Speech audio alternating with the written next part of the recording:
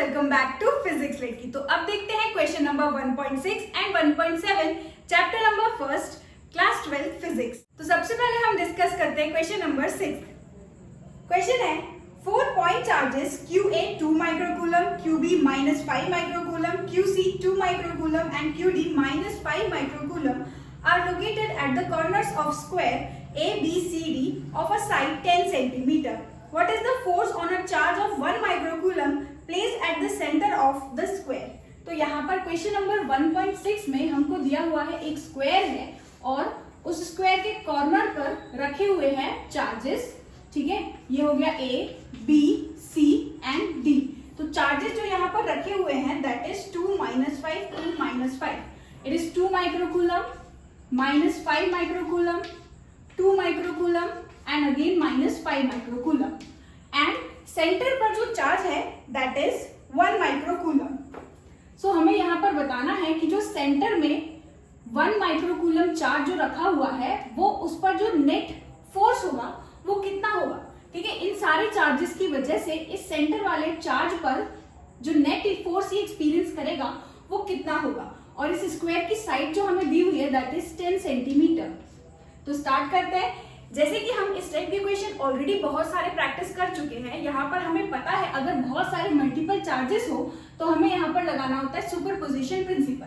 देखो, अगर हम इस पर्टिकुलर चार्ज को देखें तो यहाँ पर अगर हम देखें ये फोर्स इस पर किस डायरेक्शन में लग रहा होगा, क्योंकि 2 पॉजिटिव चार्ज है, 1 भी यहाँ पर कैसा है पॉजिटिव चार्ज है, तो ये इसको क्या कर रहा होगा रिपेल। ठीक है, तो अगर हम इनकी लाइन जॉइनिंग दी सेंटर को ड्रॉ करें तो हम देखेंगे कि जो 2 माइक्रोकूलम वाला चार्ज है जो कि A पे रखा हुआ है ये इस वाले चार्ज को कुछ इस डायरेक्शन में फोर्स लगा रहा होगा। अगर हम ये वाला चार्ज देखें तो ये हमारा नेगेटिव चार्ज है, ये अगेन पॉजिटिव नेगेटिव एक दूसरे को क्या करेगा अट्रैक्ट। तो यानी कि ये जो B पर रखा हुआ चार्ज है ये इस सेंटर वाले चार्ज को अपनी तरफ खींच रहा होगा, राइट। अगर हम देखें फोर्स, अच्छा इसको हम नेमिंग भी कर देते हैं, तो ये होगा force on O due to A, it will be force on O due to B। अगर हम देखें तो C वाला चार्ज भी इस पर फोर्स लगा रहा होगा। अब अगर हम फोर्स का डायरेक्शन देखें तो कैसा होगा, ये C line joining the centre हो गया, C भी पॉजिटिव है, C पर रखा हुआ चार्ज भी पॉजिटिव और सेंटर पर रखा हुआ चार्ज भी कैसा है पॉजिटिव। तो पॉजिटिव अगेन एक दूसरे को क्या करेगा रिपेल, यानी कि कुछ इस डायरेक्शन में फोर्स होगा and that force will be force on O due to C। अगर हम बात करें D पे रखे हुए चार्ज की तो ये पॉजिटिव ये नेगेटिव, पॉजिटिव नेगेटिव एक दूसरे को क्या करेगा अगेन अट्रैक्ट। तो इस फोर्स का डायरेक्शन कुछ ये होगा, it will be force on O due to D। अब अगर हम यहाँ ध्यान से देखें तो जो अगर फोर्स हम यहाँ पर magnitude of force on O due to A अगर हम कैलकुलेट करें so that will be equal to, force का फॉर्मूला हमारा क्या होता है K Q1 Q2 upon distance between the 2 charges का स्क्वायर करना है। ठीक है, डिस्टेंस का स्क्वायर। सो हम लिखेंगे K, फर्स्ट वाला चार्ज हमारा कितना है 2 माइक्रोकूलम, सेकेंड वाला चार्ज हमारा कितना है 1 माइक्रोकूलम अपॉन इनके बीच के डिस्टेंस को हम मान लेते हैं OA एंड उसका हम क्या कर देते हैं स्क्वायर। तो ये कुछ यहाँ पर फोर्स रहा होगा। लेकिन इसके ऑपोजिट वाले को अगर हम देखें जिसका एंगल कितना है 180 डिग्री, और जब डायरेक्टली अगर दोनों फोर्स के दो फोर्स का हमें नेट निकालना है, फोर्स टोटल फोर्स हमें कैलकुलेट करना है, एंगल कितना है अगर 180 डिग्री, तो हम डायरेक्टली उसको क्या कर सकते हैं एक दूसरे से सबट्रैक्ट। तो अगर हम force on O due to A देखें सो ये उसका मैग्नीट्यूड होगा, force on O due to C calculate करें तो देखते हैं उसका मैग्नीट्यूड क्या होगा K। चार्ज हमारा कितना है 2 माइक्रोकूलम एंड बीच में रखा हुआ चार्ज 1 माइक्रोकूलम। अगेन जो डिस्टेंस होगा यार O से C, O से A, O से B तक का डिस्टेंस हमारा कैसा होगा सेम है ना, O से B, O से A, O से C एंड O से D का जो डिस्टेंस होगा वो हमारा कैसा होगा बिल्कुल सेम, क्योंकि स्क्वायर है यार। तो हम अगर OC का स्क्वायर करेंगे तो ये भी कैसा होगा बिल्कुल सेम, क्योंकि ये दोनों फोर्स को अगर हम कैलकुलेट करें तो सबसे पहले नेट फोर्स निकालते हैं इन दोनों फोर्स का। तो जो फोर्स हमारा यहाँ से निकलेगा नेट फोर्स वो कैसा होगा, क्योंकि एंगल 180 डिग्री है तो हम इन दोनों फोर्स के मैग्नीट्यूड को डायरेक्टली क्या कर सकते हैं एक दूसरे से सबट्रैक्ट। तो डायरेक्टली इनको हम क्या कर सकते हैं एक दूसरे से सबट्रैक्ट। तो यहाँ पर बस इन दोनों को अगर हम सबट्रैक्ट करेंगे तो देखो ये सारी वैल्यूज एक दूसरे से कैसी है बिल्कुल सेम, तो सारा कैंसिल आउट हो जाएगा, यानी नेट फोर्स यहाँ पर ये एक्सपीरियंस करेगा 0। अगर हम बात करें force on O due to B and force on O due to D, तो यहाँ पर भी मैग्नीट्यूड सेम है,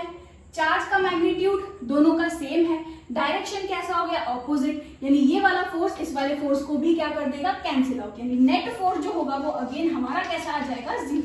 तो यहाँ पर आप चाहो तो कुछ इस तरीके से भी करके बता सकते हो, या सिर्फ थ्योरेटिकली भी आप आंसर दे सकते हो।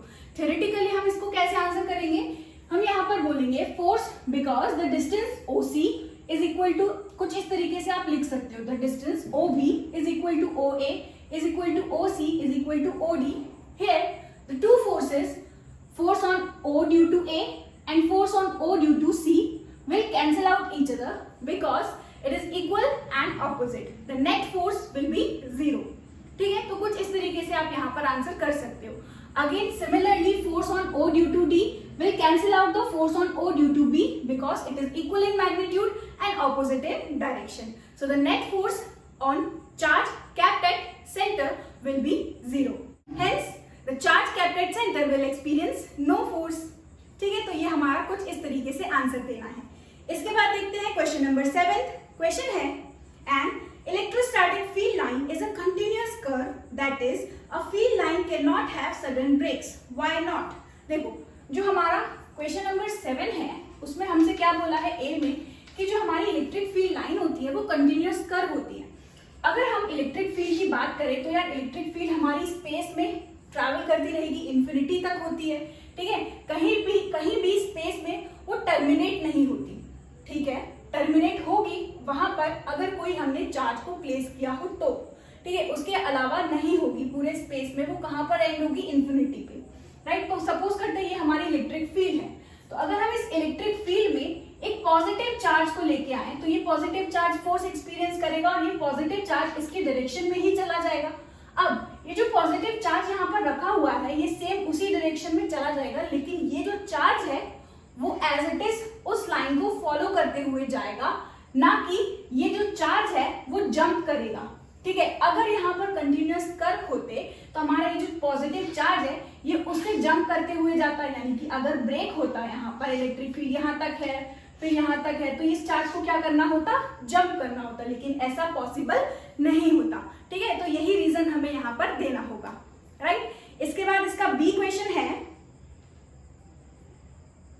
Explain why two field lines never cross each other at any point. ये तो बहुत ही ज्यादा सिंपल है। अगर हम देखें कि एक सपोज करते हैं कि हमारी जो दो इलेक्ट्रिक फील्ड लाइंस हैं वो इंटरसेक्ट कर गई एक पर्टिकुलर पॉइंट पर, तो हमने एक प्रॉपर्टी और पढ़ी हुई है कि अगर हम इलेक्ट्रिक फील्ड पर क्या बनाएं, इलेक्ट्रिक फील्ड पर एक टेंजेंट बनाएं तो वो उस पर्टिकुलर पॉइंट पर उस इलेक्ट्रिक फील्ड का क्या होगा, डायरेक्शन। अगर हम इस इलेक्ट्रिक फील्ड को देखें तो इस पर्टिकुलर पॉइंट पर अगर हम टेंजेंट ड्रॉ करेंगे तो इसका डायरेक्शन कुछ ये होगा, और इस वाली इलेक्ट्रिक फील्ड की वजह से टेंजेंट ड्रॉ करेंगे तो इसका डायरेक्शन कुछ वो होगा पर्टिकुलर उस पॉइंट पर ही। ठीक है, इस पर्टिकुलर P पॉइंट पर ही। तो हम ये देखेंगे कि इस पर्टिकुलर P पॉइंट पर अगर हम एक पॉजिटिव टेस्ट चार्ज को लेके भी आ रहे हैं, एक यूनिट पॉजिटिव टेस्ट चार्ज को लेके भी आ रहे हैं, तो वो किधर जाएगा, दो डायरेक्शन में तो वो मूव कर ही नहीं पाएगा, क्योंकि उस पर्टिकुलर पॉइंट पर इसके कैसे हो जाएंगे, दो डायरेक्शन। और ऐसा तो पॉसिबल होगा ही नहीं कि हमारा ये जो एक चार्ज है वो एक ही टाइम पे दोनों तरफ मूव हो जाए। यानी कि हम कह सकते हैं कि जो इलेक्ट्रिक फील्ड लाइंस हैं do not cross each other या इंटरसेक्ट ईच अदर।